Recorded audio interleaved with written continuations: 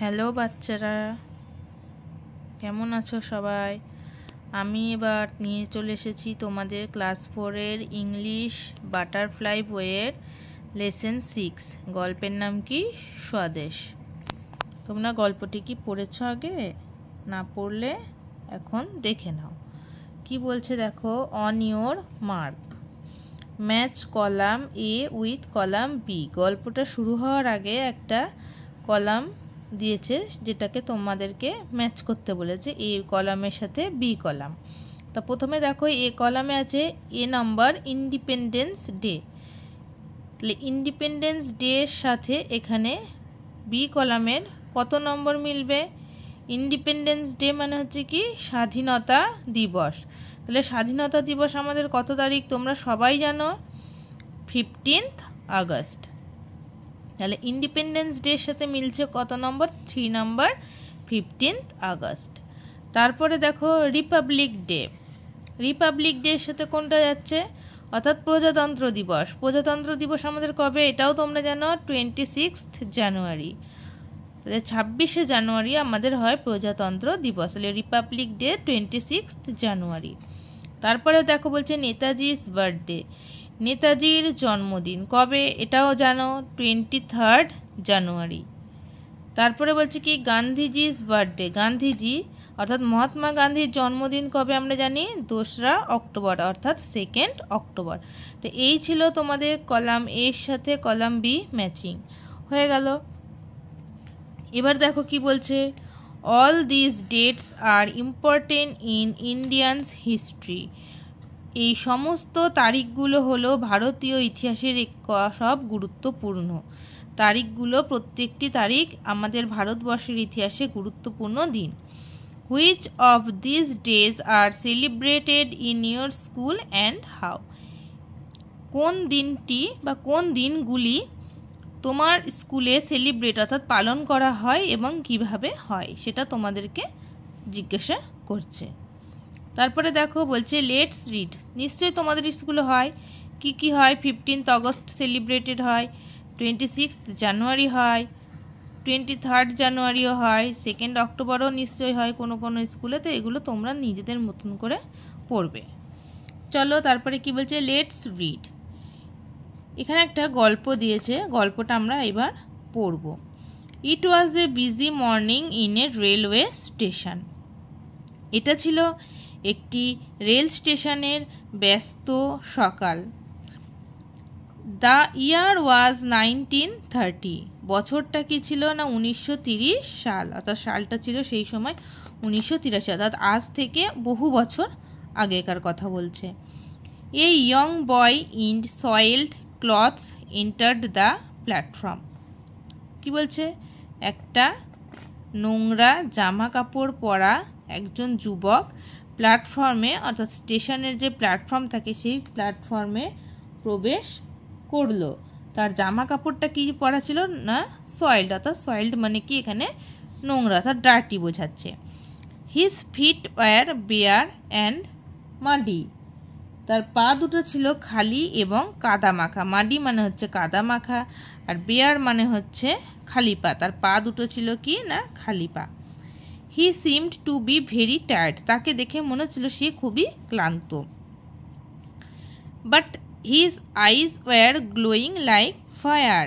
কিন্তু বাট মানে কি? কিন্তু হিজ মানে তার, আইজ মানে চোখগুলো, কিন্তু তার চোখগুলো জ্বলন্ত আগুনের মতো লাগছিল বা তার চোখে আগুন জ্বলছিল এরকম একটা লাগছিল। হিজ নেম ওয়াজ স্বদেশ। তার নাম ছিল কি না স্বদেশ। Meanwhile some British police were seen outside the station. Meanwhile মানে কি ইতিমধ্যে বা সেই সময়, অর্থাৎ যে সময় ছেলেটি প্ল্যাটফর্মে ছিল সেই সময় কিছু ব্রিটিশ পুলিশ স্টেশনের বাইরেটায় ঘিরে ফেলল। They were on the look out for a young freedom fighter of Bengal. তারা কি করলো? এই বাংলার স্বাধীনতা সংগ্রামীর ওপর সবসময় নজরদারি চালাচ্ছিল। নেক্সট দেখো কি বলছে, সাডেনলি দেয়ার ওয়াজ এ হুইসেল। হঠাৎ সেখানে একটা বাঁশি বেজে উঠলো বা হুইসেল দিল। A Calcutta bound train was coming to platform number 2। যেহেতু স্টেশন, সেহেতু স্টেশনে আমরা জানি কি সবসময় অ্যানাউন্সমেন্ট হয়, মাইকে যে বলে এত নম্বর ট্রেন এত নম্বর প্ল্যাটফর্মে আসছে। এখানেও ঠিক সেটাই বলছে যে সেই সময় একটা হুইসেল বেজে উঠলো। হুইসেলে কি বলছে না, কলকাতাগামী একটি ট্রেন প্ল্যাটফর্ম নাম্বার 2-এ আসছে। ক্যালকাটা বাউন্ড মানে হচ্ছে কলকাতাগামী ট্রেন। স্বদেশ ক্লাচড হিজ ক্যানভাস ব্যাগ টাইটলি। স্বদেশ কী করলো, তার কাছে যে একটা ক্যানভাস ব্যাগ ছিল সেটা টাইটলি মানে শক্ত করে, ক্লাচড মানে চেপে ধরেছিল। হি বোয়ার্ডেড দ্য ট্রেন। সে ট্রেনে উঠলো, অর্থাৎ ট্রেনটা প্ল্যাটফর্মে আসা মাত্রই সে ট্রেনে উঠলো। And took a corner seat, এবং একটা কোণের সিট নিয়ে বসলো। The train started moving. ট্রেনটি চলতে শুরু করলো। He recalled the incidents of the previous evening. সে তখন ওইখানে ট্রেনে যেতে যেতে মনে করতে লাগলো আগের সন্ধ্যের ঘটনাটা সে কী করলো, মনে করতে লাগলো। তো এই হলো তোমাদের গল্প। এবার চলো দেখে নেওয়া যাক নেক্সট কি আছে। এখানে আছে ওয়ার্ড ট্র্যাপ। দেখো ওয়ার্ড মিনিং দিয়েছে, যেগুলোকে বলছে আমরা ইংলিশে বলছি কি সিনোনিম। সয়েলড, সয়েলড মানে আমরা কি জানি নোংরা। সয়েলডের সিনোনিম হচ্ছে কি ডার্টি। বেয়ার মানে কি বললাম খালি, অর্থাৎ আনকভার্ড। কভার্ড মানে আমরা জানি ঢেকে দেওয়ার, আনকভার্ড মানে খালি। মিনহোয়াইল মানে ইতিমধ্যে বা সেই সময়। ইংলিশে এটা কী হচ্ছে অ্যাট দ্যাট টাইম, সেই সময়। ফ্রিডম মানে কি স্বাধীনতা বা মুক্ত। ইন্ডিপেন্ডেন্স মানে আমরা জানি স্বাধীনতা। ক্লাচড মানে হচ্ছে চেপে ধরা, সেখানে হচ্ছে গ্র্যাসপড। বোয়ার্ডেড, গট ইনটু। বোয়ার্ডেড মানে কি বললাম উঠে পড়েছিল, অর্থাৎ ট্রেনে উঠেছিল, সেই বোয়ার্ডেড মানে উঠে পড়েছিল, সেটা হচ্ছে গট ইনটু। রিকল্ড মানে হচ্ছে মনে করা, রিমেম্বার। আমরা বলি কথায় কথায় যে রিমেম্বারিং রিমেম্বারিং, তো সেই রিমেম্বার মানে হচ্ছে পুনঃস্মরণ বা মনে করা। প্রিভিয়াস মানে হচ্ছে আগে। হুইচ কামস বিফোর, যেটা আগে আসে তাকে বলা হয় কি প্রিভিয়াস। এই গেল তোমাদের ওয়ার্ড মিনিং। এবার আসবো, দেখো অ্যাক্টিভিটি 1 কি বলছে, complete the following sentences with words from the text. এই শূন্যস্থানগুলি বা এই সেন্টেন্সগুলি কমপ্লিট করো, তো সম্পূর্ণ করো কি দিয়ে না with words from the text. এই যে টেক্সটটা পড়লে সেই টেক্সট থেকে শব্দ নিয়ে এই লাইনগুলোকে পূর্ণ করতে বলছে। কি বলছে, it was a dash in a railway station. It was a কি ছিল, it was a dash in a railway. Text বুকে আমরা পেয়েছিলাম কি it was a busy morning in a railway station. তাহলে এটা কি হবে, it was a busy morning railway station, এখানে হবে বিজি মর্নিং। তারপরে কি বলছে, young boy in dash entered the platform. Young বয়টি প্ল্যাটফর্মে কি পরে ঢুকেছিল, সয়েলড ক্লথস মানে নোংরা জামা কাপড় পরে সে প্ল্যাটফর্মে প্রবেশ করেছিল। দেখো এখানে দেখো, a young boy in soiled clothes entered the platform. তাহলে এখানে উত্তরটা হবে কি সয়েল ক্লথস। 3 নাম্বার বলছে the eyes of the young boy war.